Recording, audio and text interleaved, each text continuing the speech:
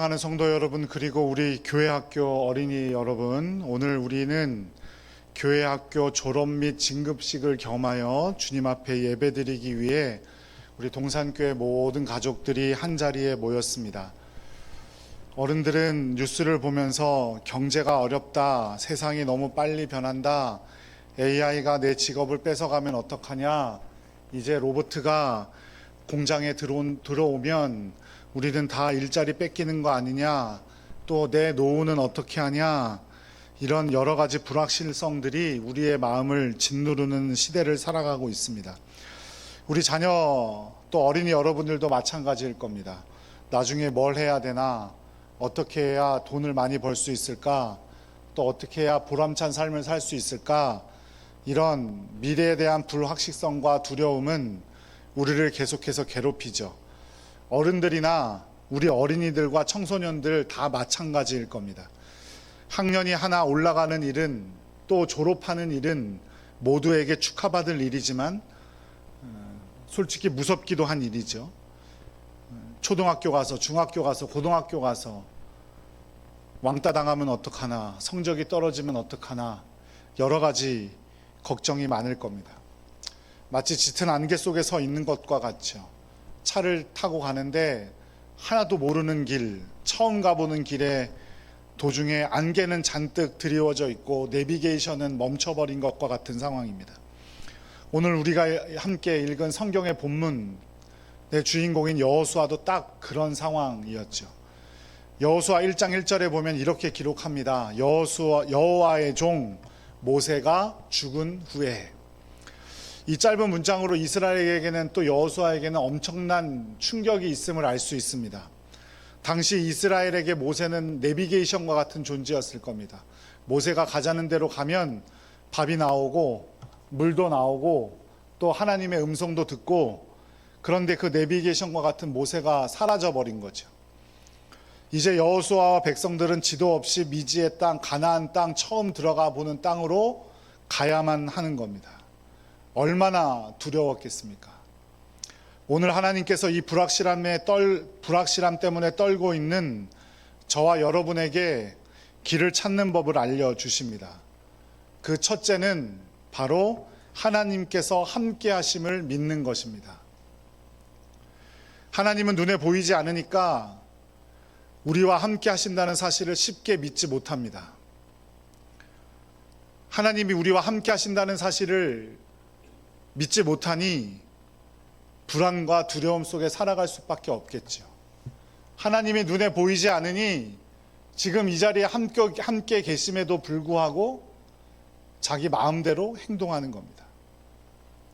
하지만 우리가 공기가 눈에 보이지 않음에도 지금 공기가 우리를 둘러싸고 있음을 우리는 알 수 있습니다. 그리고 공기가 우리 눈에 보이지 않아도 공기가 없다며 두려워하는 사람은 아무도 없을 겁니다. 정작 공기가 없으면 1분도 숨을 쉬지 못하면서, 1분도 견디지 못하면서 공기가 눈앞에 보이지 않는다고 난리 피우는 사람은 아무도 없습니다. 왜냐하면 공기가 있다는 사실을 보이지 않음에도 믿기 때문이죠. 그럼에도 불구하고 많은 사람들은, 신자들까지도 눈에 보이지 않는 공기는 믿으면서 하나님은 눈에 보이지 않는다는 이유로 믿지 못합니다. 하나님이 우리와 함께 계시다는 사실을 까맣게 망각하며 살아가죠. 하나님은 교회 안에만 계시고 교회 밖에는 하나님은 계시지 않은 것처럼 살아갑니다. 그런데 우리 하나님이 계시지 않은 것처럼 생각하고 그렇게 살아가고 내가 스스로 다 해내야 되고 모든 것을 이뤄내야 한다고 생각하니 부담이 되고 어려움이 되는 겁니다. 하지만 우리가 하나님께 우리의 모든 것을 맡길 때, 하나님께서 이 시간도 함께 해주심을 믿을 때 하나님은 책임져 주시고 하나님께서 선한 길로 인도해 주실 것을 믿으시기 바랍니다. 지금도 하나님은 우리와 이 시간에도 우리와 함께 하시는 줄로 믿습니다. 그런데 하나님께서 함께 하심을 믿지 못하니까 염려와 불안함에 빠지게 되고 내 마음대로 행동하게 되는 겁니다. 그것이 점점 심해지면 모든 것이 불안해지고 있지도 않은 일을 있는 것처럼 착각도 하며 살아갑니다. 하지만 불안해하지 마시기 바랍니다. 여러분이 인정하던 인정하지 못하던 하나님은 여러분과 언제나 함께 하십니다. 그리고 하나님은 때에 따라 여러분에게 이른 비와 늦은 비를 내려주시며 그때에 맞는 열매를 맺게 하십니다. 그러니 함께 하시는 하나님을 믿음으로 먼저 미래에 있는 것들을 땡겨서 걱정하지 않는 여러분들 되시기를 간절히 바라요. 아직 나에게 오지 않은 일들을 걱정하지 않는 여러분들 되시길 바랍니다. 초등학생에게 대학생 문제를 내고 왜 너는 이거 풀지 못하냐라고 말하는 사람은 아무도 없을 겁니다. 내가 모르고 연약한 것은 아직 하나님의 때가 되지 않았기 때문이지 하나님이 계시지 않기 때문이 아니에요. 아직 닥치지 않은 중학교 1학년의 시험 문제를 초등학교 1학년생들이 걱정하고 있다면 그건 시간 낭비죠. 초등학교 1학년 학생이 앉아서 이렇게 걱정하는 거야. 나는 왜 저 중학교 올라가면 어떻게 공부를 하나? 저 어려운 것들을 내가 할 수 있을까? 그렇게 걱정하고 앉아있다면 그거야말로 시간 낭비죠. 아직 닥치지 않은 10년 뒤의 노후를 오늘 걱정하려고 하니까 잠이 안 오는 겁니다. 아주 유명한 이야기가 있습니다. 2차 세계대전 때 유대인을 돕다가 수용소에 gat혔던 네덜란드인 코리 텐 붐이라는 여사의 이야기입니다. 어린 시절 이야기. 코리 여사는 어릴 때 아주 겁이 많은 여자아이였다고 합니다. 어느 날 친척이 죽는 것을 보고 아빠 나도 죽으면 어떡해요? 우리 가족이 죽으면 난 어떻게 살아가요? 라고 하며 울었습니다. 미래 아직도 오지 않은 죽음 때문에 그 조그만 어린아이가 걱정하기 시작했던 거죠. 그래서 코리의 아버지가 이렇게 물었습니다. 코리야, 우리가 기차를 타고 여행 갈 때 아빠가 기차표를 언제 주니? 여행하기 한 달 전에 주니? 코리가 대답했죠. 아니요, 기차 타기 바로 직전에 주시죠. 잃어버릴까 봐요. 아버지가 말씀하셨습니다. 맞아, 하나님도 똑같단다. 하나님은 내가 힘든 일을 겪을 때 바로 그 순간에 너에게 힘과 용기를 주시는 분이지 미리 주시는 분이 아니야. 그러니 미리 걱정해서 표를 달라고 조르지 않아도 괜찮단다. 이렇게 얘기를 했다는 거예요. 모든 자녀 여러분 그리고 성도 여러분, 여러분 앞에 놓인 미래 때문에 두려우십니까? 아직 오지 않은 일들 때문에 걱정하고 계십니까? 하나님은 지금도 우리와 함께 하시며 우리에게 용기를 주시는 분인 줄로 믿으시기 바랍니다.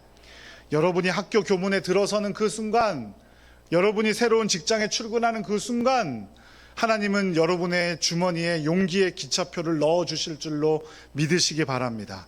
그러니 아직 오지 않은 미래 때문에 불안해하지 마세요. 미리 걱정한다고 이루어지는 것 아무것도 없습니다.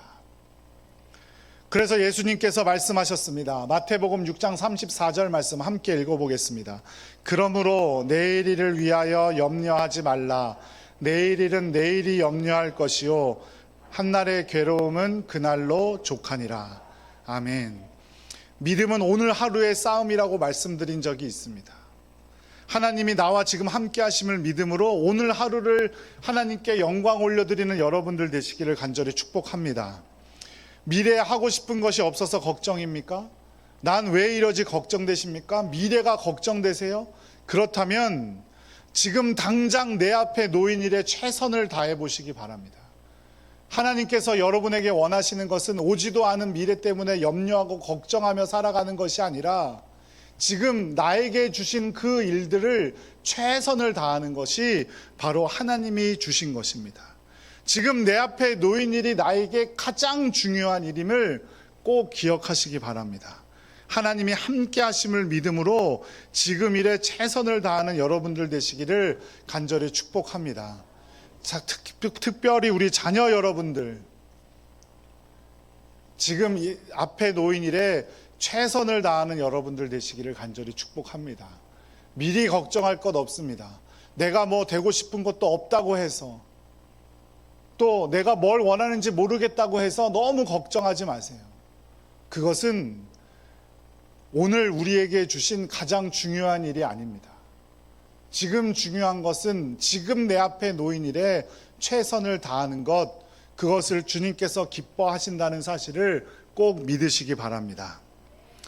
요즘 우리는 궁금한 게 있으면 AI에게 전부 물어봅니다. 챗 GPT, 제미나이, 퍼블리시티 같은 AI가 똑똑해 보이지만 사실 AI도 과거의 데이터를 가지고 답을 할 뿐 우리의 미래를 책임져 주지는 못하죠.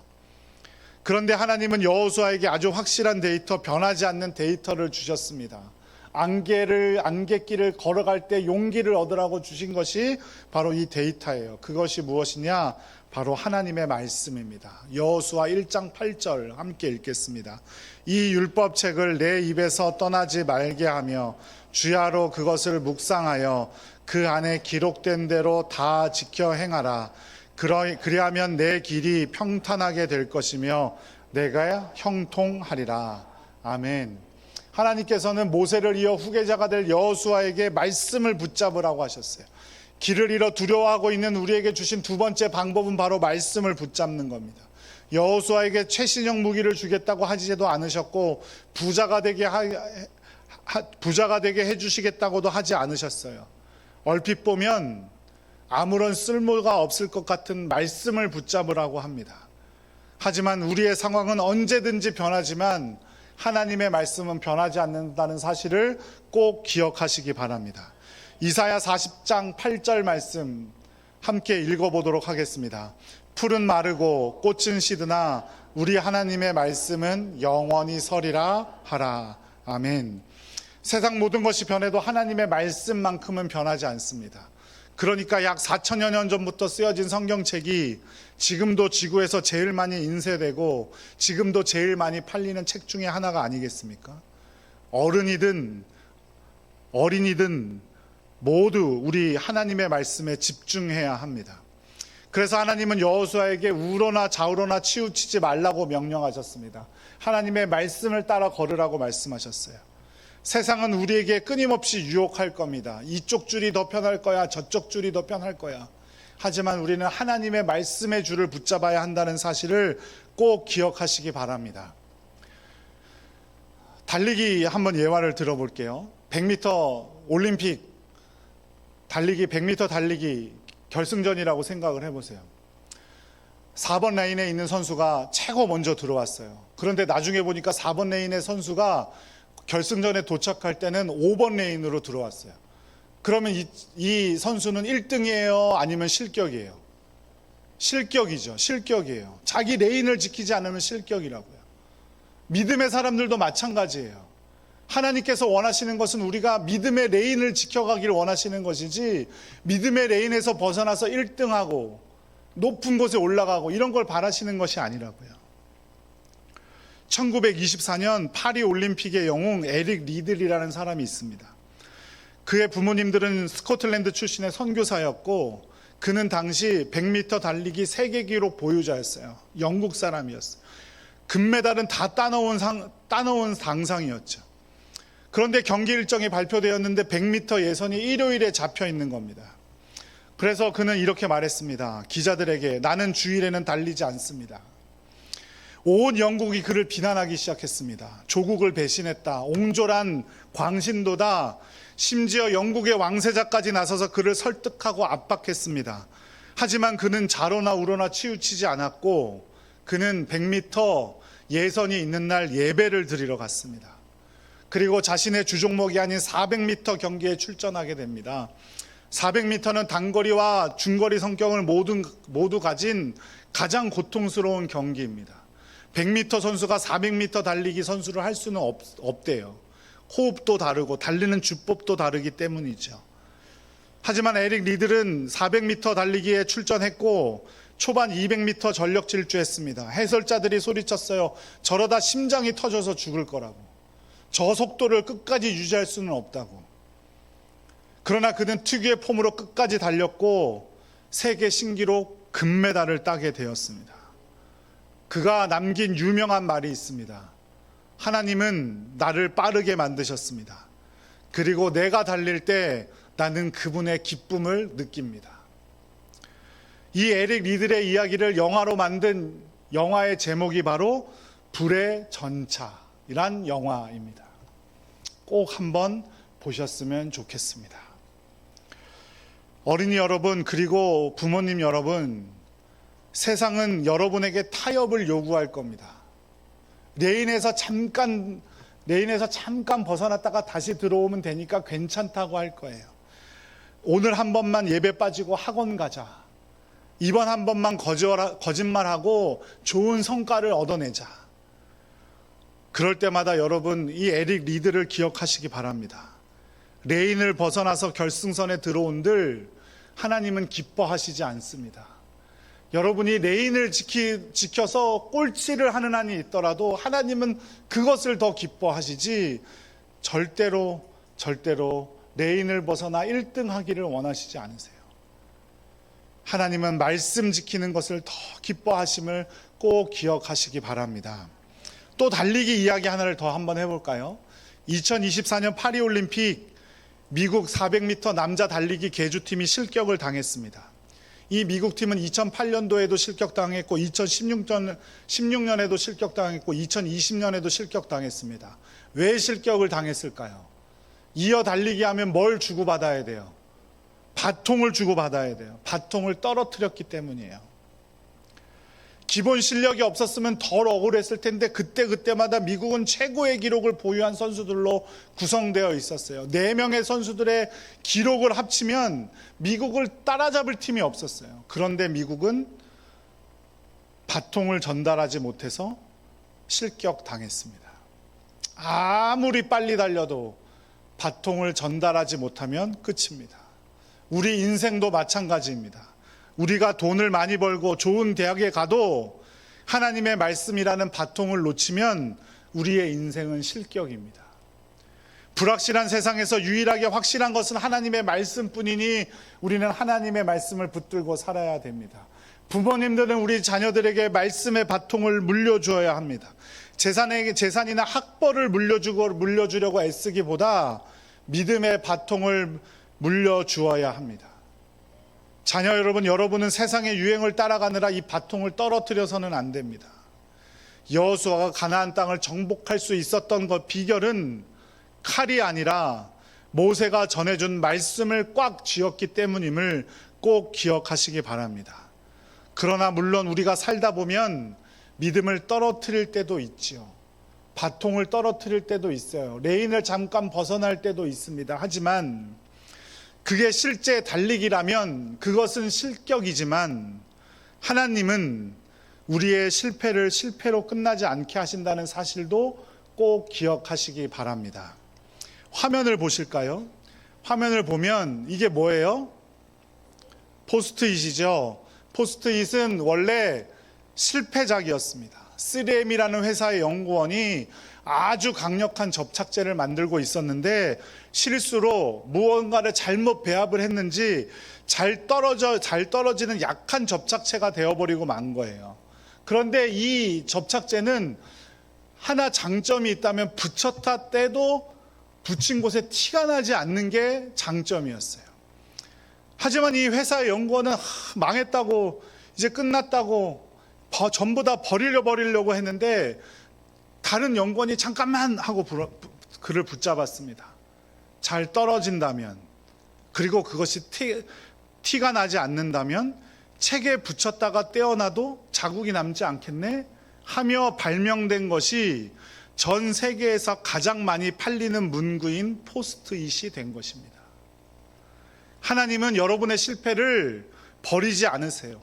세상은 한 번의 실패로 인생이 끝나버릴 수 있지만 여러분이 새로운 학교에서 실수해도, 신앙생활을 하다 넘어져도 그 실패를 들어서 성공으로 바꾸시는 분임을 꼭 기억하시기 바랍니다. 잠언 16장 9절 말씀을 함께 읽어보겠습니다.